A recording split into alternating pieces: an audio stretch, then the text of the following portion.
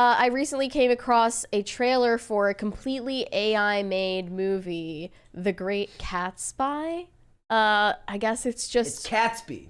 A Baz Luhrmann-inspired cat film made by an AI technology called Runway's Gen 2. Which it looks like it's kind of just like a stable diffusion type text to... A realistically and consistently... realistic and consistent way to synthesize videos applies the composition and style of an image or text prompt to the structure of a source video to video, or using nothing but words. Yeah, text to video. Filming something new without filming anything at all. No lights, no camera, all action. Let's watch the Great Catsby, shall we? Sure. All right, here we go, guys. The Great Catsby. People were freaking out about this on Twitter. Oh, the music. I don't know if the music's copyrighted. I don't think it is. I think it's all of it, he said, is AI made. Oh, I guarantee this. If we get copyrighted, we'll cut this part out. In a world of glamour and intrigue where nothing is quite as it seems, one chance encounter leads to a night of unforgettable adventure. Okay, I'm going to say right now, AI needs to work on its epic trailer voice. They will. The music, the atmosphere. It's like stepping into a whimsical dream. Care to dance and make this dream even more enchanting, madame? Featuring stunning They dance all have 6 performances, fingers. unexpected twists, and a touch of feline elegance. This whimsical... Given the fact that most of what is put on streaming these days is designed to be watched while you do chores, this could very easily... Yeah. and captivating romantic comedy set in the glamorous 1930s era is sure to sweep you off your The faces are so creepy. Yeah. This night just keeps getting more and more Just don't look too peculiar. closely. Well, they do say that curiosity killed the cat. But in this case, it seems to have given it a double life. From the visionary creator of Taste of Duality comes a movie that will leave you spellbound and craving more. Get ready to experience the magic of Leonardo DiCaprio, but not really. Great Catsby. A celebration of passion, humor, and the pursuit I like of the cats in perfect tuxedos. romance. Is Jared Leto in it? Coming soon to a screen That's near him. you. It's like Babylon meets Cats. Yeah, I think, but not as creepy as cats. Dude, just somehow. think about where artificial intelligence will be in 5 to 10 years. And think about how little these writers have to look forward to. The guy who made this is Christian F. on Twitter. He said, pushed Gen 2 again and made a movie trailer. AI cinema is finally here. Every shot made from text prompts, except one iconic shot you all know. That was the Leo DiCaprio Everyone's saying Leonardo Done with DiCaprio. Gen 1. They're saying Leonardo DiCaprio. Done with Gen 1, which is also made by Runway. Yeah. And then he said that the voice was made by 11 Labs, the voice AI system. And then I saw a whole other thread of just like at least 15 different AI made trailers of similar quality. My personal favorite is we have a few others. My personal favorite is the pizza ad. Yeah. The we have an ad for a pizza restaurant that doesn't exist. Terrifying pizza ad that will make pepperoni hug spot. It will make you rethink your life. Are you ready for best pizza of life? Bring friends down to Pepperoni Hug Spot. You guys have to watch this. Hold on. Are you ready for best pizza of life? Best pizza of life. Bring friends down to Pepperoni Hug Spot. Our Why is chefs the make voice pizza so with heart and special touch. creepy? Cheese, pepperoni, vegetable, and more secret things. Secret Need things. delivery? Pizzas come fast. Knock knock, who's there? Pizza magic. Eat Pepperoni Hug Spot pizza. Your tummy say thank you. Your mouth say The mouths are so creepy. Pepperoni Hug Spot. It's like family, but with more cheese. Love that. And then someone commented, Will Smith eating spaghetti feels like 5 years ago. I'm telling you right now. Technology is incredible. Like when you okay, then guys, you guys have to ask yourself this question: would you rather watch this or watch something created by someone from Hollywood who hates you? Then now you have to make a value judgment: Pepperoni Hug Spot or rich Hollywood writer who hates your guts. Someone said I'm in marketing and I feel out of a job. Nice work. Well, there you go. And then we've got another one, a trailer for a Star Wars movie directed by Wes Anderson. In a galaxy far, far away, prepare for a reboot like never before. This summer, Wes Anderson brings you a side of the Star Wars universe you've never seen before, the Galactic Menagerie. Join this ragtag crew of unlikely heroes as they navigate the absurdity of the cosmos, challenge the Empire, and redefine what it means to be a rebel. Our mission is simple. We steal the Emperor's artifact, save the galaxy, and maybe find ourselves along the way.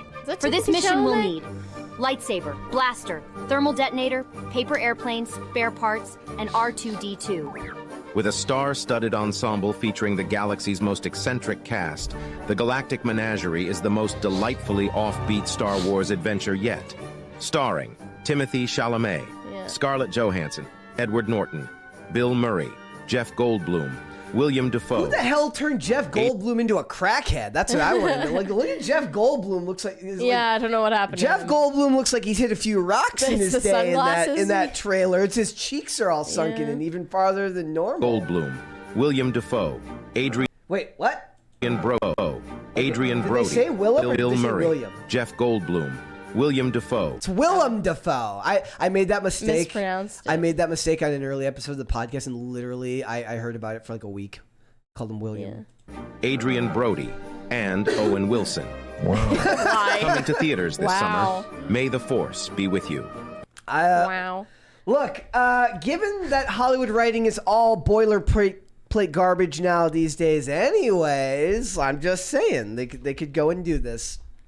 Wow. And this was made by Curious Refuge. Yeah.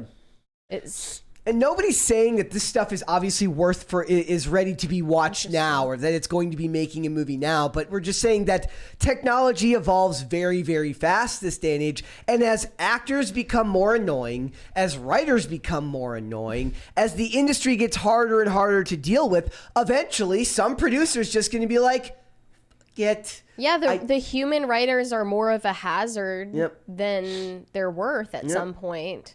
And one thing that I could see coming this way, and it's probably already happening, is like drone footage will become obsolete because they'll be able to just do that. They probably already do a lot of that in Stable Diffusion. I think animation is going to be replaced sooner than live action. I think AI generated animation. I think shows. handmade. I think there will be a regrown desire for hand done animation. And more art-focused animation. So, like, stuff like... Or can it mimic handmade art? It won't be the same. Animation. How do you know it won't be the same? That's the question is, like, how do you know that it won't be the same or better than what we had before? Now, JC Wolf in the chat says the AI overlords can take over if they give us gems like these. I'm really not worried about AI replacing people or killing us or like plotting to kill us or taking our gerbs or whatever, because I think there are always going to be things humans are capable of that machines are not. I mean, because we have souls. But if you don't believe in souls, that we have some, that we have something that machines and plants and other animals don't have, like most people today, then this is going to be really scary for you. But I don't find it scary. I think it's interesting. And it's a tool like any other tool.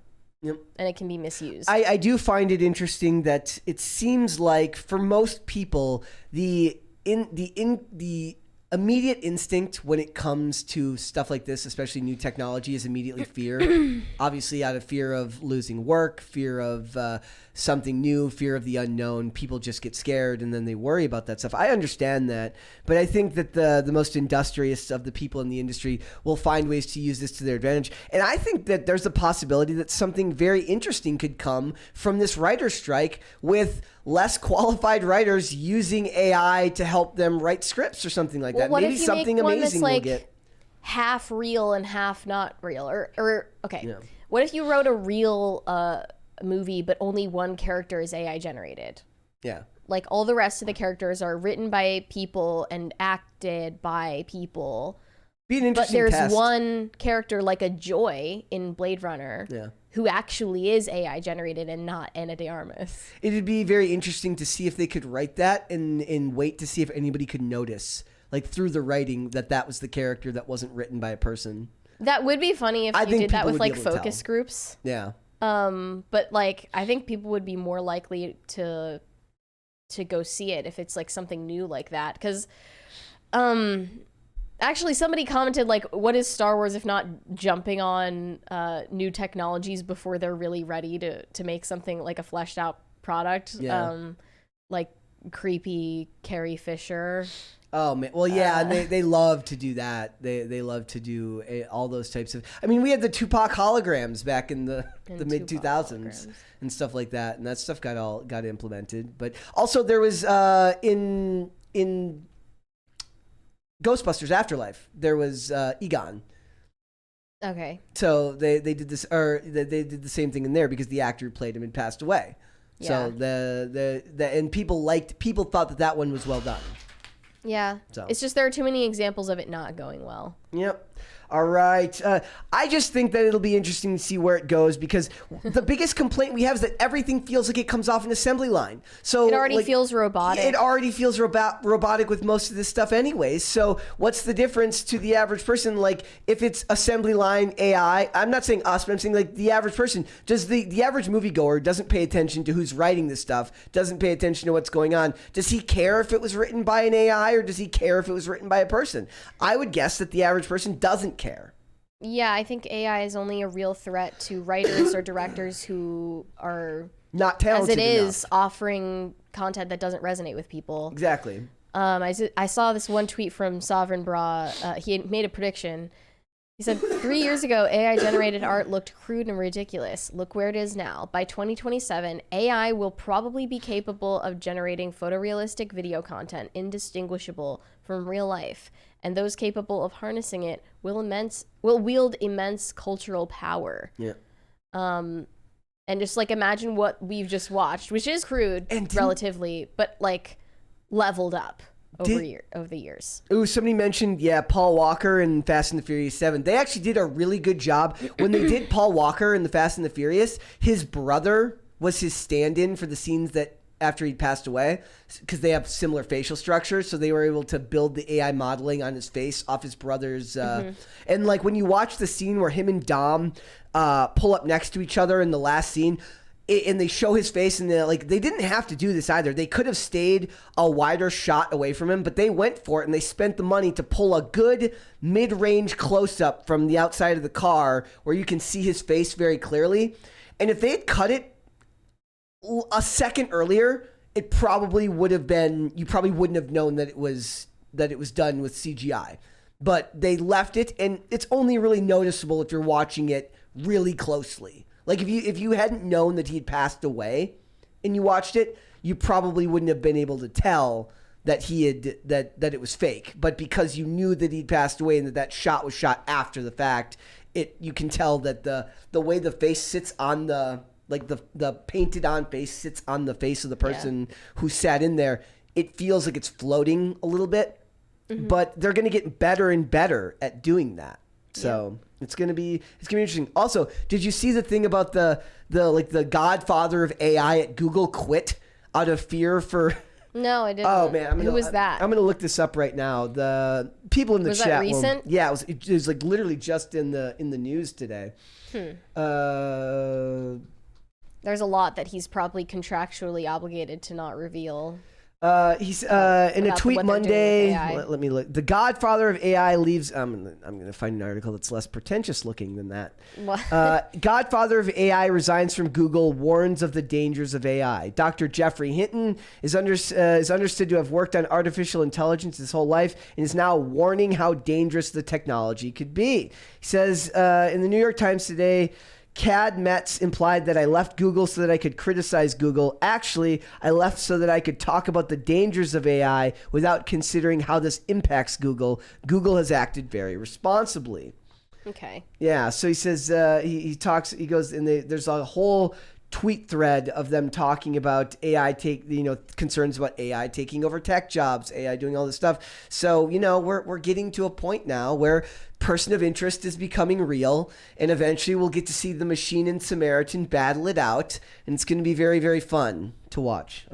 Thanks for watching. Listen to full episodes of Pop Culture Crisis on Spotify. Keep up with us on social media and make sure you subscribe and ring that bell so you never miss the show. Bye, guys.